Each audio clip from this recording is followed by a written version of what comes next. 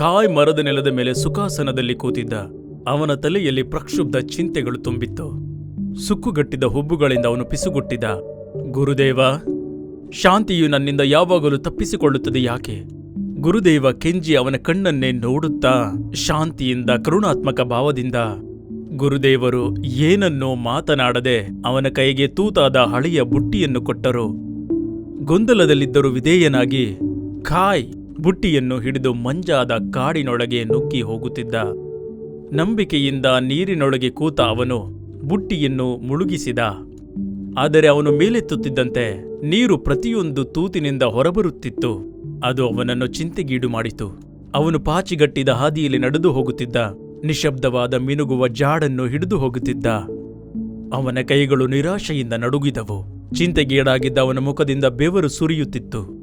ಮಠದ ಮೆಟ್ಟಿಲುಗಳ ಬಳಿ ಖಾಯ್ ದುಃಖದಿಂದ ಖಾಲಿಯಾದ ಬುಟ್ಟಿಯನ್ನು ನೋಡುತ್ತಿದ್ದ. ಗುರುದೇವ ಕೆಂಜಿ ನಗುಮುಖದಿಂದ ಎಲ್ಲವೂ ತಿಳಿದಿರುವ ಹಾಗೆ ಅವನಿಗಾಗಿ ಕಾಯುತ್ತಿದ್ದರು. ಖಾಯ್ ಅವನ ತಲೆಯನ್ನು ಬಾಗಿಸಿದ. ಸೋತಿರುವ ದುಃಖದಿಂದ ಜೋರಾಗಿ ಉಸಿರಾಡುತ್ತಿದ್ದ ಅವನ ಕಣ್ಣಲ್ಲಿ ನೀರು ತುಂಬಿತು. ನಿಧಾನವಾಗಿ ಗುರುದೇವ ಕೆಂಜಿ ಅವರ ಕೈಯನ್ನು ತೋರಿಸಿ ಕಾಡಿನ ಹಾದಿಯನ್ನು ತೋರಿಸಿದರು. ಖಾಯ್ ಹಿಂತಿರುಗಿ ನೋಡುತ್ತಾನೆ. ಅವನ ಕಣ್ಣುಗಳು ಅದನ್ನು ನಂಬಲಾರದಷ್ಟು ಆಶ್ಚರ್ಯಚಕಿತವಾಗುತ್ತದೆ.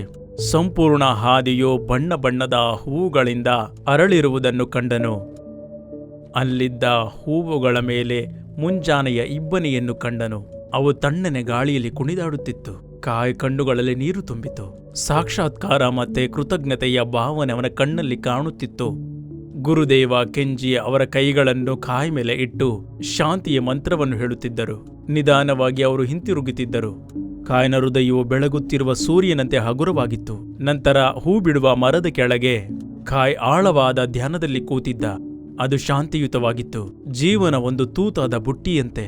ಸವಾಲುಗಳು ಮತ್ತು ನಷ್ಟಗಳು ಬರುತ್ತವೆ, ಆದರೆ ಶಾಂತಿ ಮತ್ತು ನಿಜವಾದ ಯಶಸ್ಸು ಅದು ನೀವು ತೆಗೆದುಕೊಳ್ಳುವ ಪ್ರತಿಯೊಂದು ಸುಂದರವಾದ ಹೆಜ್ಜೆಯಲ್ಲಿದೆ.